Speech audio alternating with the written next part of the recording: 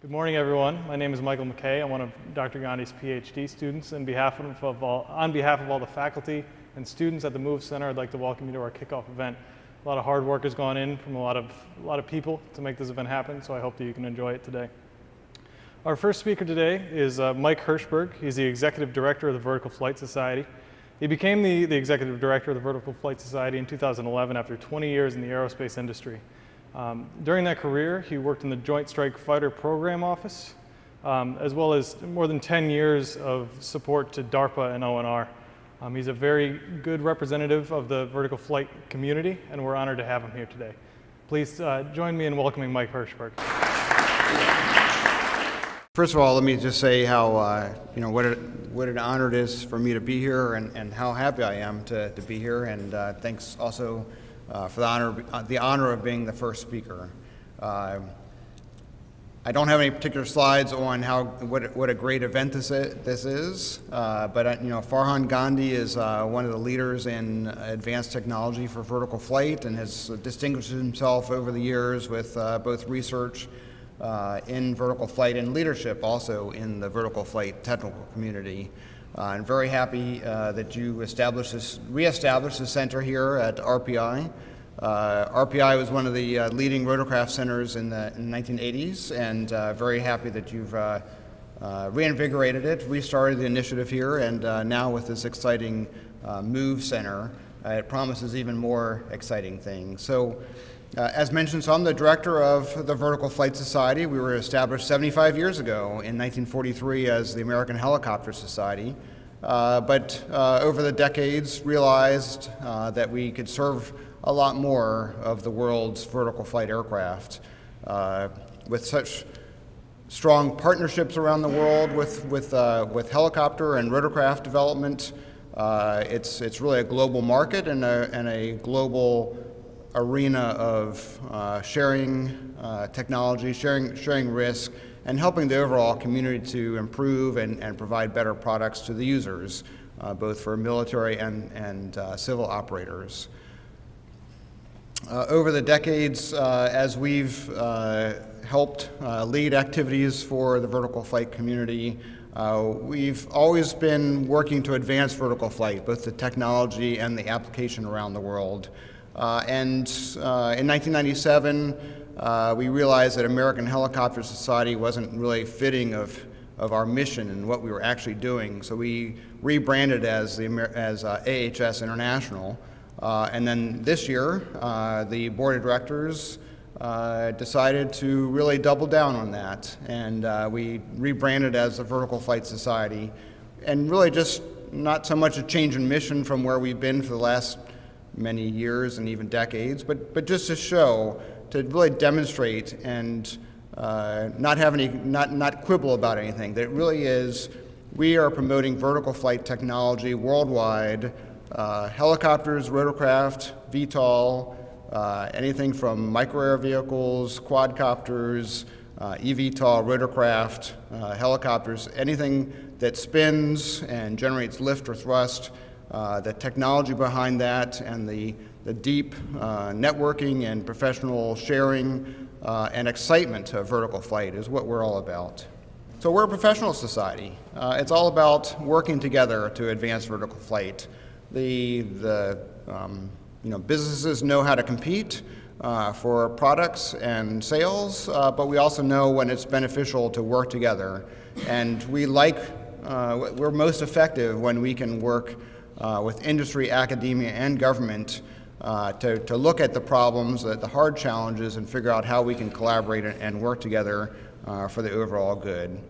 Our whole mission is to expand knowledge, promote safety and acceptability. We advocate for vertical flight research and development, and fundamentally to help educate not only today's engineers, but the future, the next generation of vertical flight engineers and leaders.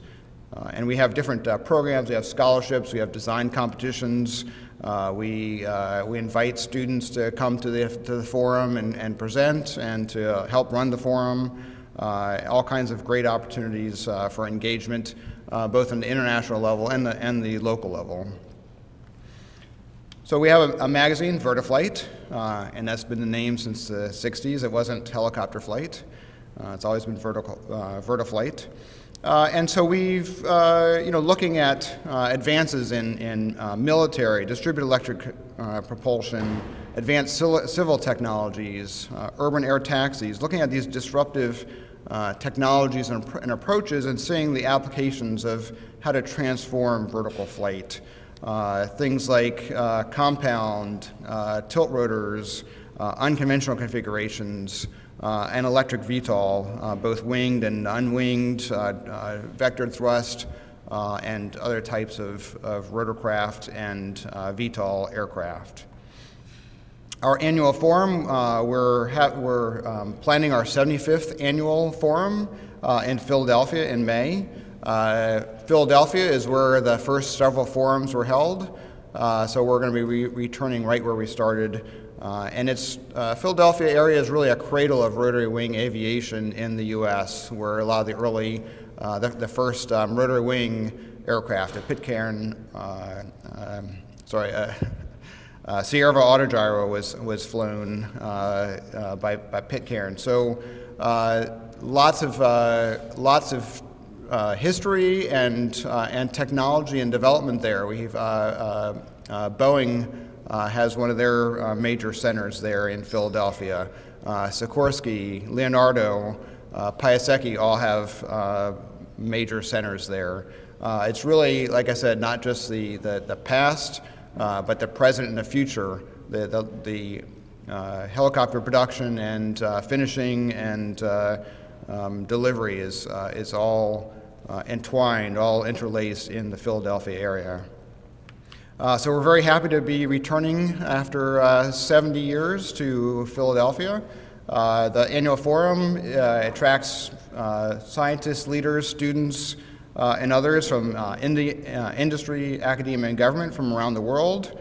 We're very happy when we have the CEOs, the leaders of the different rotorcraft and rotary wing companies there, as well as our military leaders, researchers, and others. Generally, we have about 250 technical papers. Abstract deadline is April 15th, so it's not too late. Panelists, lots of panels on all kinds of different topics, military, eVTOL, all sorts of different programmatic and different perspectives on vertical flight. We generally have about 65. We're hoping to have even more exhibitors this year in the forum in Philadelphia for our 75th anniversary. We also have our grand awards banquet, short course, industry tour, so we're very excited about returning to Philadelphia. For those of you who don't know, the technical underpinnings of the Vertical Flight Society is our technical committees. So everything from acoustics to unmanned aircraft. If there's a topic here that you're researching, we would invite you to look at joining one of our technical committees. We also have integrating technical teams for icing, electric VTOL, wind energy, and this is all about technical experts working together to help shape the future. We have conferences around the world. We, as mentioned, besides the forum, we have upcoming events around the world for VTOL and rotorcraft. In January will be our 6th annual Electric VTOL Symposium. This is in conjunction with our used to be unmanned rotorcraft, or our autonomous VTOL technical meeting in Mesa. And then, of course, as I mentioned, Forum 75. So Mark Moore from Uber will be talking a little bit later about the Elevate initiative, and I'll just give a brief mention here while I start talking about the electric VTOL revolution. So we started having workshops in 2014. So this is our 6th annual one. At our 2nd workshop, Uber unveiled that they were going to be working on this Elevate initiative. The white paper came out the next month. And obviously they've had the summits here in April of 2017 and May of 2018. So Uber is all about developing the ecosystem, not funding the development of electric VTOL aircraft per se, but trying to make sure all of the support infrastructure and all of the necessary conditions to nurture and make an Uber Elevate system thrive and be productive and lucrative, because that's why people make products.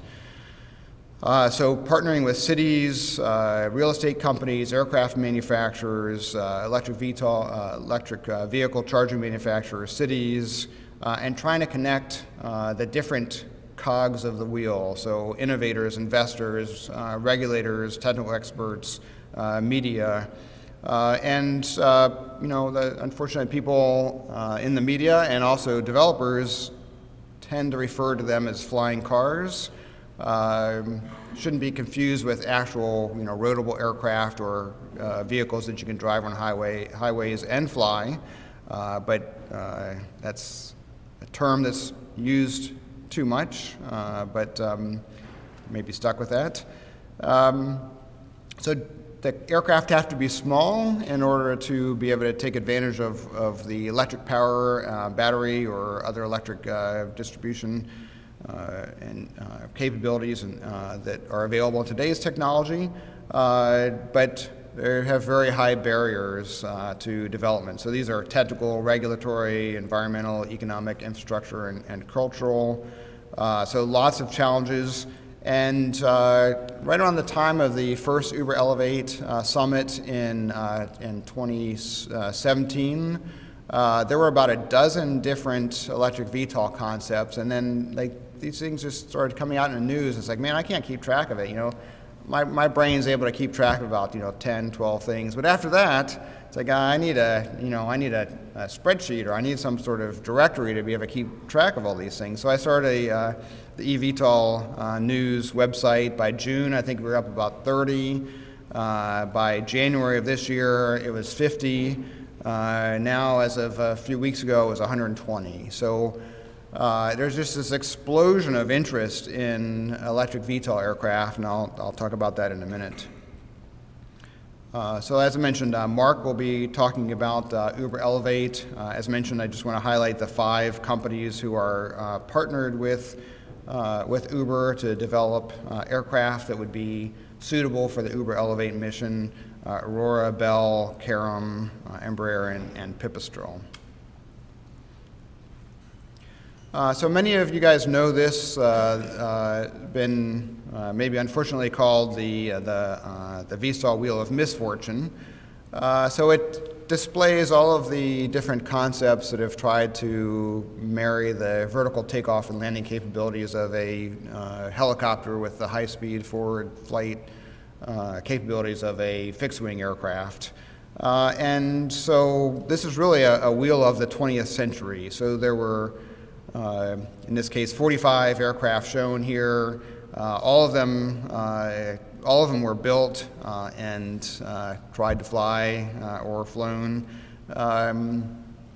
And each of these aircraft is really just the tip of the iceberg. So I mentioned the 120 different eVTOL designs. So a handful, maybe 10 or a dozen or so, have actually flown. So it's really, there's, just like with this wheel, that there's dozens or scores of aircraft for each of the ones here that didn't fly, but maybe significant amounts of work was put into them. So one of the reasons why it's called a wheel of misfortune is that of these 45 different designs, really in the 20th century, there were only 3 aircraft that became operational, or the beginning of the 21st century. So, there was the Harrier, which flew for 50 years. The Soviets had a Yakovlev Yak-38. The Bell Boeing V-22 Osprey. Well, it was operational in 2007, but it was flying certainly in the 80s and 90s. And out of all this, you know, the services developed the F-35 Joint Strike Fighter, with the B variant being the short takeoff and vertical landing. And I was actually in the Pentagon in '93 when the memo came across my desk about that they were going to start this JAST program, the Joint Advanced Strike Technology. The memo, famous memo, dated August 11th of 1993. And the bottom-up review that the Clinton administration was doing at that time outbriefed on September 1st of 1993. And last week, we had a couple momentous things happen. 25 years later, almost to the day, the JSF dropped its first bomb in Syria. So first combat use, 25 years. Not a very good, very long timeline, somewhat torturous development. Hopefully with the advances in technology, we can do things faster and more efficiently than some of the longer development programs have taken. But basically what the JSF program showed is that you could decouple the engine location from the center of gravity, the center of thrust from the center of gravity. So with the Harrier and the Soviet Forager, you had engines with nozzles in the back and you had nozzles in the front. And you had to distribute that, but you're pretty much locked into having the engine in the middle of the aircraft. So with the F-35, you know, convert the turbojet into a turboshaft engine, provide a front lift post, and it's basically distributing the propulsive thrust around the center of gravity for control in hover and transition to cruise. Well, Uber did a nice job of creating an electric VTOL wheel. So this is some of the designs and general categories for aircraft that are now being studied, and sort of categorizes them as well by the types of thrust that they provide. So is it is it vectored thrust? Is it lift only plus cruise only, or some combination of there? We, on our website, I apologize, the colors didn't come right. So we have it categorized, and you can see in the menus on the website and under the different pages. So we have one for vectored thrust. So these are aircraft that have one or more propulsion units that vector the thrust from lift to cruise. Then ones where we're completely isolated or separate thrusters for lift plus cruise. Wingless, so kind of multi-copter configurations. And then we've also included hover bikes or personal flying devices like the GoFly and other hover bike sorts of configurations. And although it's not really germane, because there's electric helicopters now being studied, we've included those as well, just for the sake of completeness. On the website, we've got map, timeline, lots of different research resources. So in addition to the 120-some different aircraft, we have probably about 80 different Vertiflight articles from the last 5 years. So lots of data and lots of information about the different configurations and the different companies that are now researching or trying to become part of this electric VTOL revolution. Okay, so 120 electric VTOL designs, like, that's crazy, right? But it goes back to that comment I had made before about the VTOL wheel, where it's one thing to design an aircraft, it's another thing to actually build it, but to fly it, I mean, that's really the real thing that this is all about. So there's a lot of, I'll say, computer graphics and ideas about vertical flight aircraft. To have what some people call a passenger drone is more than just scaling up a drone. There's a lot more that's required for a man-carrying or passenger-carrying aircraft than just taking a quadcopter or something like that and scaling it up. There's a joke, I think I heard this in the 90s or maybe 80s, I think when I was still undergraduate. So if you want to end up with a small fortune in aerospace, you need to start out with a large one. And that's some of what we've seen with electric VTOL, where, and maybe a case in point is Elon Musk, right? So he made a ton of money with in PayPal, with the different, he created an app, right, that just happened to make him a billionaire. So now he and lots of others like him are investing that money into different things that they see as maybe bright, shiny objects, but maybe things that will provide a huge benefit to society. So the real question is, is this going to revolutionize society, or is it going to flame out like so many ideas have before, especially when the perennial kind of flying car gene comes up, and we're going to make something that flies and drives. So this is a bit different than that. But if you look at the Gartner, what's called a hype cycle, although it's really not a cycle, it's a curve. You have, there's some sort of innovation trigger, and then there's this hype, this inflated expectations, and then something happens and you realize, oh, this isn't so easy, or this isn't going to work out after all. But then you go through this disillusion, and eventually you get into some sort of productivity once you work out the bugs. So I was thinking we're kind of here. Gartner actually came out with a thing a few weeks ago. They say that autonomous VTOL or autonomous aircraft and electric aircraft are really done here, which I don't believe. But the real threat here is that, this is like a .com bubble.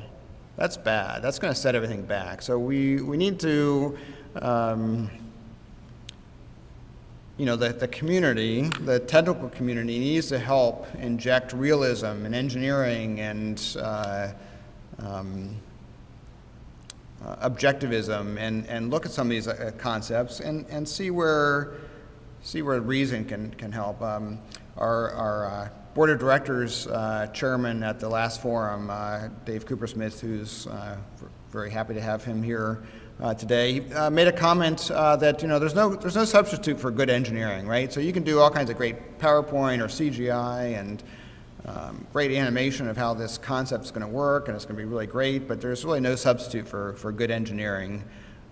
So the experts in this room, folks who are becoming experts, we need to reach out to this new electric VTOL community and help them realize this electric VTOL revolution. Okay, so why is there this explosion? What is the technical innovation that's caused this? Well, there's a lot of advancements in electric motors, batteries, computer modeling, simulation. It used to need a or a mainframe computer to run codes and to try and predict how things would behave aerodynamically. There's a lot more consumer level codes and simulations and better understanding of the physics that take some of that out. Also with advancements in computer controls, you can build things and fly at much small scale and learn a lot from that. Advances in composites and manufacturing. There is a move with the FAA and also EASA to performance-based regulations. So instead of saying, the carburetor must do this, it's, the propulsion system must do this, based on international standards rather than specifics on, a checklist of all the things that the aircraft has to do. Lots of technology innovations, and as I mentioned, lots of money. So it's been estimated that the app economy has generated about $1 trillion of capital or money available, and so these billionaires are looking for things to invest in. And several aircraft developments have announced that they have gotten over $100 million of funding. And so it's easy to see that the amount of money going into electric VTOL is well over $1 billion. So all these sorts of different technologies, changes in regulations, outside money. It used to be that aerospace companies or the government would be funding development of aerospace products, and now we have money coming in from Silicon Valley, and I'll say outside money coming into the aerospace community. As I mentioned, we do include electric helicopters, e-helos, on our website, but it's really not what we're talking about when we say electric VTOL, right? So if you can go electric and have distributed propulsion or vectored thrust, you know, you can get rid of a lot of the complexities of rotors, so cyclic, collective, and swash plates, hydraulics, transmissions, gearboxes, shafting, a lot of the things that have cost and weight. It's been joked that helicopters are really just flying main gearboxes. That is like the heart of an aircraft because of again, the cost, weight, complexity, and the development time and difficulty of MGBs. So the idea behind distributed electric propulsion is to replace a single or dual, relatively complex system with multiple simple thrusters. So if you look at the propellers for the most electric VTOL aircraft, they're fixed pitch. There's no collective or cyclic or anything else. Now, electric motors or electric batteries don't have much, energy density. So compared to liquid fuel, it's 20 or 50 times less efficient. But if you can convert to a wing and cruise on a wing, then you can you can reach much higher speeds, much longer range, and gain back a lot of that efficiency. And from an environmental perspective, there's elimination of tailpipe emissions from that aircraft. So depending on how you generate the electricity, probably a lot greener. And the belief is that it'll be a lot much quieter. There's limited empirical data available, but it appears that electric VTOL aircraft could be much quieter than helicopters. On the left-hand side, you see the Sikorsky Firefly, which was a look in the 2000s at converting a small helicopter from traditional piston engine and combustion cycle to electric battery-driven rotor. So this was on the floor. You can see all the different pieces that were taken out that weren't necessary if you didn't have the mechanical, if you didn't have the combustion engine. Still use the conventional helicopter controls and such. But as I said, this is not what we're talking about, because there's another level of not just stuff you can take out, but just a totally different design paradigm, or whole new design freedoms available by going away from a rotor system.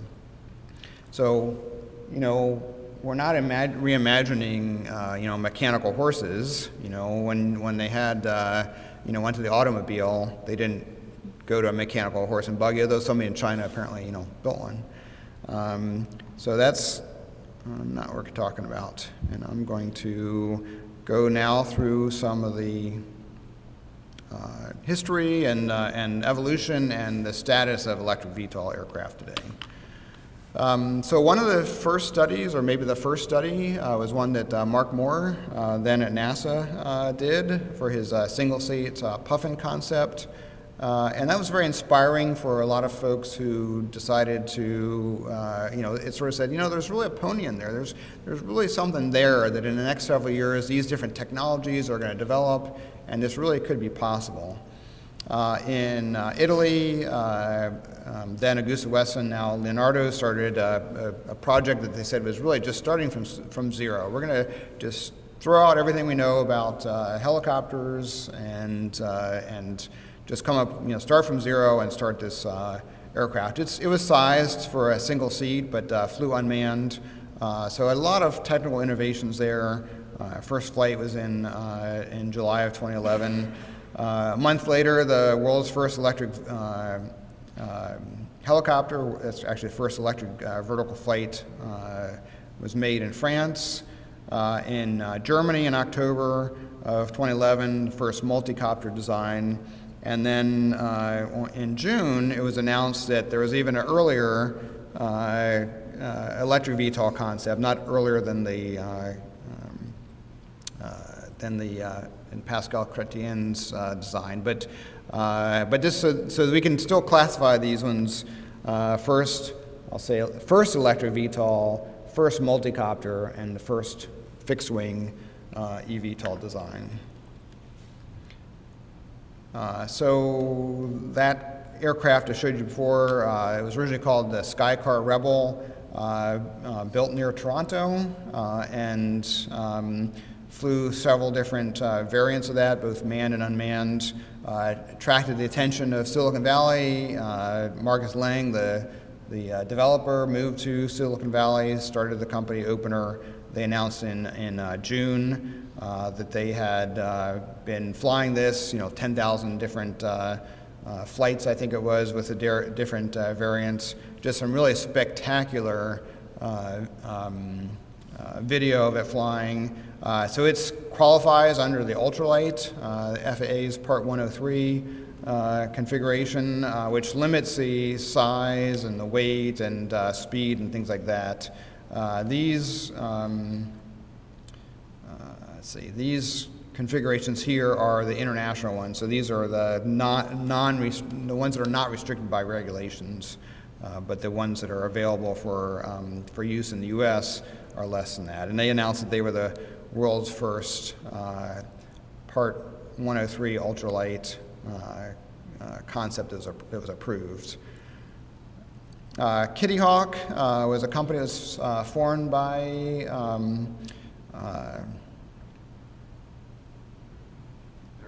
Larry Page, thank you. I'm going to say Sergey. Senior moment? No. So originally this was developed under the company named Z-Aero, and they flew several different single-seat aircraft. This two-seat configuration, Cora, they've flown it both in California and New Zealand near Christchurch. And so this is a lift plus cruise configuration. It's sized for two seats. As far as I know, they have not flown it yet, manned, but I visited their headquarters near Mountain View in May, and they had several aircraft, I think about a half a dozen or so, that were in various stages of assembly. Kitty Hawk also is looked at an ultralight configuration, so they flew a prototype and unveiled that in April of 2017, now with a refined production configuration. So they are also approved for production and operation as an ultralight under the FAA Part 103, and they've built probably a couple dozen of these now. And their idea is, rather than selling it to private individuals for safety, that they would be operated maybe operated on a lake or something as a form of entertainment, so that they're generally controlled as a fleet, so that try and reduce the risk and people out there doing dumb things with it. Because no matter how nice you can make a configuration, somebody can and have different kinds of controls to lock it out. Somebody's going to figure out a way to kill themselves with it. So they're trying to control the situation as much as possible.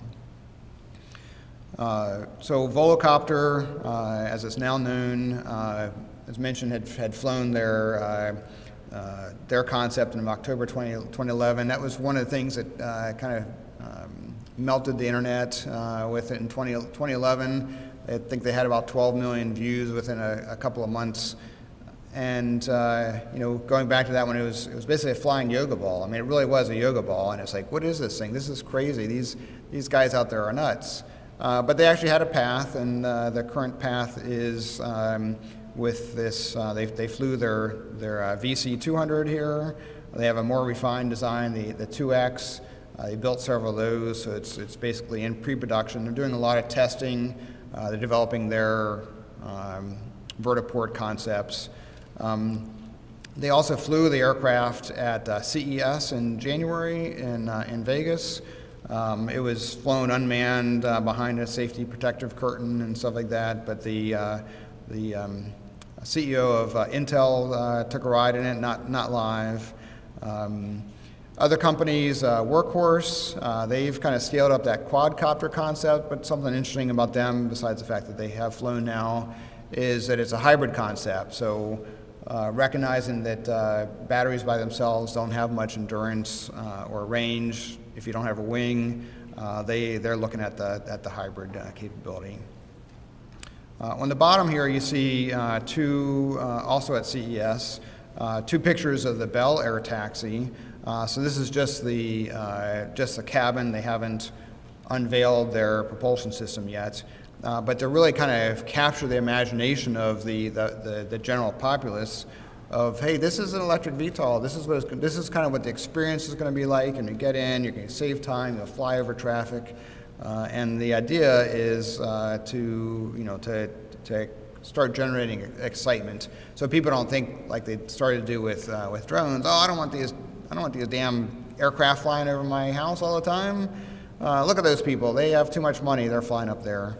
So try and start more of a grassroots effort to get people excited and interested in something that's not just for the rich, but really could be available to them. And that's really the way to capture the imagination. When people were talking about drones, and it's like, oh, those are terrible military things. They kill people. Drones are spying on us. But when Amazon came out and said, oh, we can deliver your package, ooh, that's something that was exciting, and that really changed the conversation for people looking at drones for good. So just a few slides, or just a slide or two on each of the different concepts that I wanted to talk about. So I mentioned SureFly, so they're based in Cincinnati. They actually are a developer of hybrid electric trucks. They're competing for a U.S. Postal Service mail truck competition. So the USPS is looking at a hybrid electric trucks to replace their current mail trucks. They also have developed a small, what they call Hoverfly, which is delivery drones. The idea would be the UPS or USPS would drive down your street, and the drone would fly off the roof and land it on your doorstep to make things much more efficient and faster. So they announced this in May of 2017. First flight was in April of 2018. You can see some of the different technologies and things that they're looking at. So a ballistic parachute, because if they hit something on one of those arms, a Canada Goose or something, and it wiped out both of the thrusters there, they don't have any cyclic or any kind of control, so it'd lose one of the 4 lift posts. So they did fly here a little bit higher in August. They've also announced that they would be willing to sell the business unit, SureFly, now that they've developed it to this stage of maturity. And so Scott Drennan, I think, is going to be here tomorrow, talking about the Bell's vision. So they're not going to unveil what it actually looks like, but here's some different insights into maybe what it could look like. So this is the cabin. I mentioned that was at CES. Uber only wants all electric. They don't want to have to deal with anything related to fuel and the hazards and complexity of having 2 different fueling systems, both liquid and battery fuel. So they're still finalizing, the CEO, Mitch Snyder, says they're still finalizing the propulsion system. A few weeks ago, there was the patent that they had filed in January was unveiled. It shows this kind of 3-post system. I'm sure it doesn't actually look like that. I mean, maybe you could put that propulsion system on the cabin. But when they first announced it, that they were doing this at the Uber Elevate Summit in April of 2017, they showed a video with different shadowy concepts and things like that, and then they showed it again at Forum 73. So we had one of our artists we had somebody draw some speculative designs on what it might look like, and these were done in 2017, so they weren't informed by what the actual cabin looks like. So you can see that one of the concepts that they showed at that time in 2017 sort of also had that 3 rotor configuration. If they were looking at some of the other designs they showed had lots of distributed propulsion. So let me underscore that this is almost guaranteed that it doesn't look like this. But these are some of the concepts that we're looking at and finalizing the selection of the propulsion system. Aurora Flight Sciences, based in Manassas, has been a long time involved in vertical flight. Recently became a wholly owned subsidiary of the Boeing company. And they, just before the Uber Elevate Summit in 2017, unveiled that they had been working on a Lift Plus cruise configuration. This was originally developed by the Boston Consulting Group as the Duck. But this was flown as a quarter scale, about 25, 30 pounds. And they are looking at different ways to scale it up into a full scale configuration. These show 2 seats. Uber is looking for 4 or 5 seats, but this shows some of the different configurations that they're looking at for propulsion.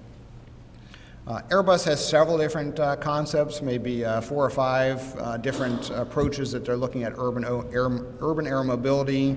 Vahana is a tilt wing configuration, two wings of 4 rotors each that tilt, and the size for a single person. They built 2 aircraft. They're flying it unmanned.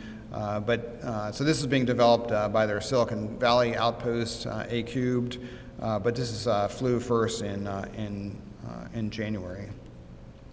Another company, February 1st, almost sort of nearly came out and said what they were doing, but didn't really. So Bloomberg carried an announcement that they had seen it fly, that they had gotten another $100 million of investment. The reporter that went out there, Ashley Vance, he's noted that it fly at twice the speed of a helicopter while making as much noise as a swarm of super bees. So I don't know how loud super bees are, but presumably they're not as loud as a helicopter or something like that. But you can see a comparison. These are some diagrams. They had presented it in 2014 at our second eVTOL workshop. And you can see this from a volumetric perspective, and there's volume and weight are closely linked. So you can see the comparison between a 4-seat the S4 and the 4-seat Robinson R44. Obviously, a lot more speed, range, efficiency, or speed and efficiency anyway from having a wing. But that's the general configuration of the S4, which I think they're going to announce here in the next several months, maybe 6 months or so. On the left-hand side, you see the original 2-seat study that they looked at, which evolved into the S4. But you can see that the concept was the tilting rotor, the tilting propellers, and then folding propellers. Now, Joby hasn't commented on whether they're going to be folding their propellers for cruise, for their configuration. In fact, they haven't really commented on anything. So it's not known whether they're going to be doing that for the S4, but it kind of gives you an idea of where they're heading from the tilt propeller concept. A couple I mentioned before, Volocopter is based near Karlsruhe, Germany, and Western Germany. In southern Germany, near Munich, Lilium is developing their Lilium jet configuration. They flew a 2-seat, full-sized 2-seat configuration, unmanned. They're now working on a 5-seater, which basically has ganged electric fans for vectoring from lift to cruise flight.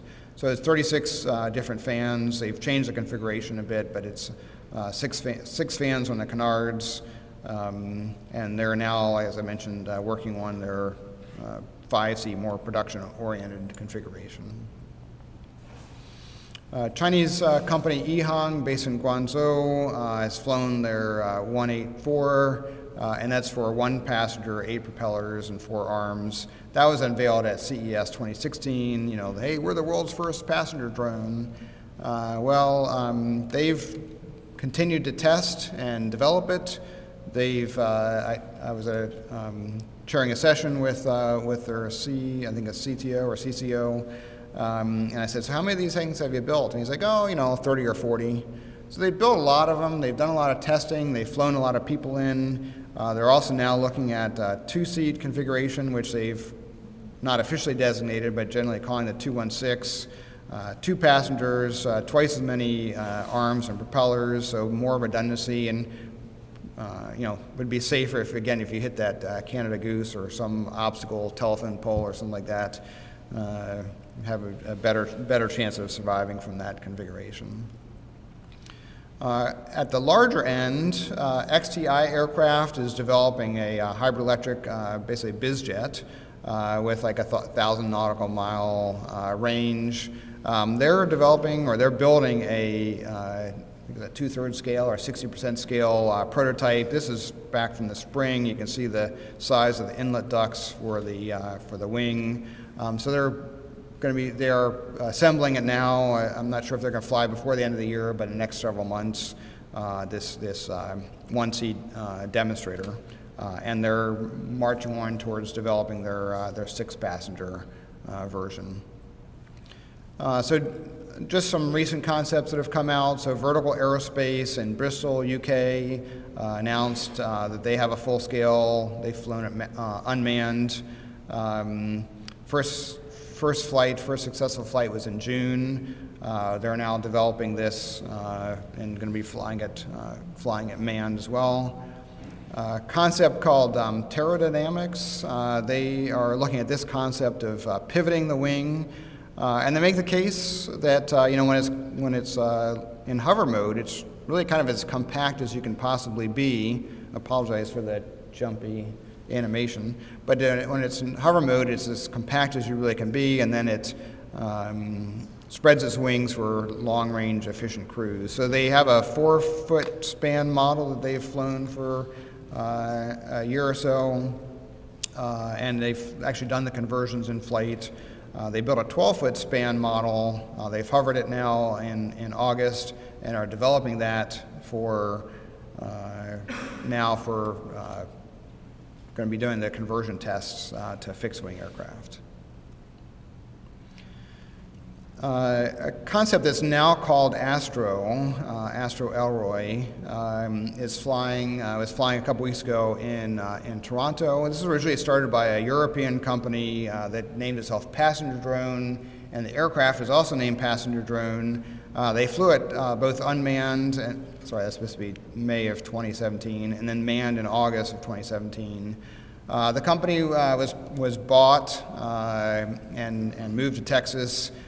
They've partnered with Patterson Composites in Toronto and other companies, and they're actually began flight testing. They flew it a couple weeks ago near Toronto under Transport Canada, and is trying to work closely with Transport Canada to get something that's certified. They have some regulations that make unmanned aircraft like this easier to test there.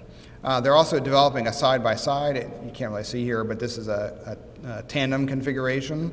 So they're developing a side-by-side, what they call Elroy 2, and a cargo drone, which I left the name off of here, but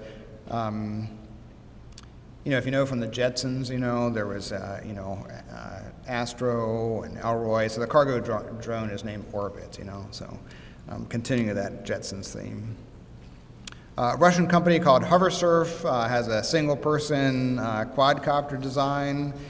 They've been developing this over the last several years, some nice videos on YouTube. They demonstrated it to the Dubai police in 2017, and basically said, yeah, you guys can set up mass production right here, and maybe we'll buy some.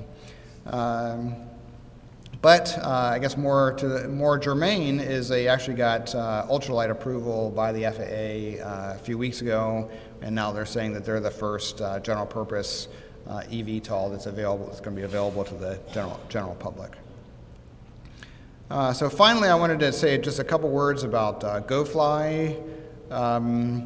So Boeing is sponsoring the GoFly prize. We started working with the CEO of GoFly, Gwen Leitner, several years ago when she had this idea for a personal flying device. So the idea is to have safe, quiet, ultra-compact, near-vertical personal flying devices, and being able to fly 20 miles, and has some very, very challenging volume and noise and other restraints on it. So any one of these, or any two of these, might be considered to be impossible. And so when you put all three of these really difficult constraints on it, it makes it even impossibler.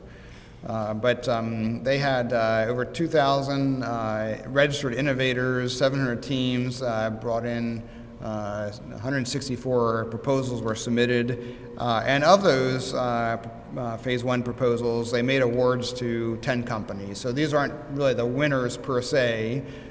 They had garnered enough interest from the judges that they would going to give some incentive money, so $20,000 a piece. To do this. So there are several other companies who weren't recognized by that who are also developing competitive designs for GoFly, but it kind of gives you an idea of some of the different concepts that are being studied for one-person personal air vehicles.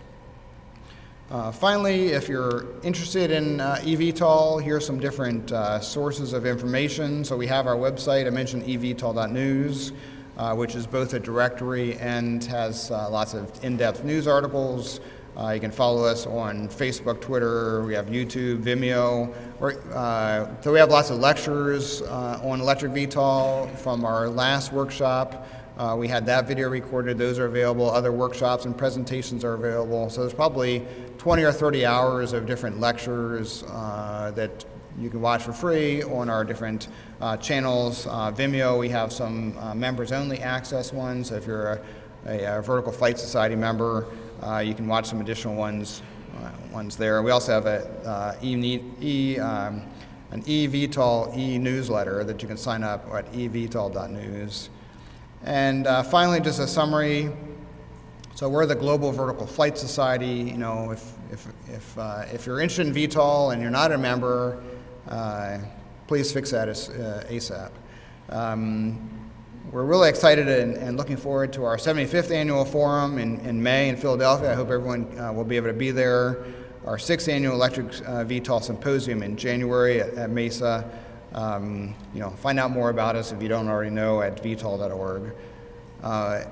Electric VTOL is attracting a lot of money, so I think there's well over $1 billion have been invested in over the last couple of years. 120 different concepts, and the first, it's our 6th annual year, right? So the first few years, I had to kind of, I would say electric VTOL, and people would sort of giggle, and it's like, no, really, this is going to happen. We don't know exactly, how many or which ones, or what configurations, or maybe which applications, but this is really going to happen. It may not be by 2020 or 2025, but it's definitely coming. And there's so much enthusiasm and people coming in from all different kinds of disciplines, from electronics and software and composites and drones and all these different disciplines coming now into the vertical flight space. And it's very exciting, and we need to bring our expertise to try and help support this electric VTOL revolution. So with that, I'm happy to answer any questions or pontificate on anything of any interest or anything else. Thank you. One of the reasons it's difficult is, as you said, the battery energy density, which today is about 250 watt-hours per kilogram, makes it real difficult to fly more than, 20 minutes or whatever. So that's, a pure electric. And then you've got, as you mentioned, a hybrid electric. But there's a third one, which is extremely important, and that's distributed electric, where you might not even have a hybrid electric. You might have a gas turbine engine powering a generator and distributing it out to multiple propulsors. I mention this because this distinction needs to be clarified to a lot of folks. I'll just leave it at that. Yeah, so as far as our terminology, when we talk about hybrid electric, we also include that. No, I'm saying is when you show concepts, you say, look at all the concepts. And we, with our fundamental background, tend to look at that as a distinction between rotor, you know, whether we've got a wing or we don't have a wing, or whether it's a ducted rotor or not a ducted rotor, or whatever it is, or tilt rotor or not. We look at it from that point of view, but a lot of people who are investing in this need to be thinking about electric propulsion as the real opportunity, and that opportunity is not only limited to batteries. It's limited to, in a sense, distributed electric may prove to be a better solution. Yeah, don't tell that to Mark Moore. Mark?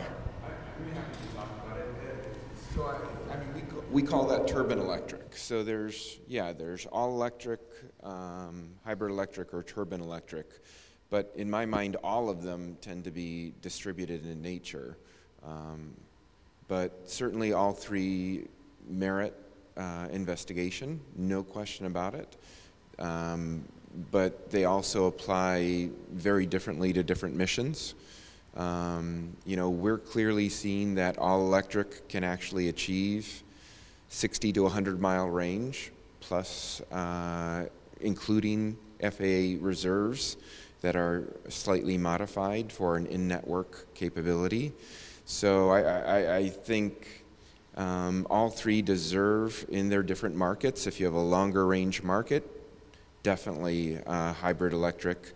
If you're going to commercial aircraft, definitely turbine electric. So each one deserves merit in its own market.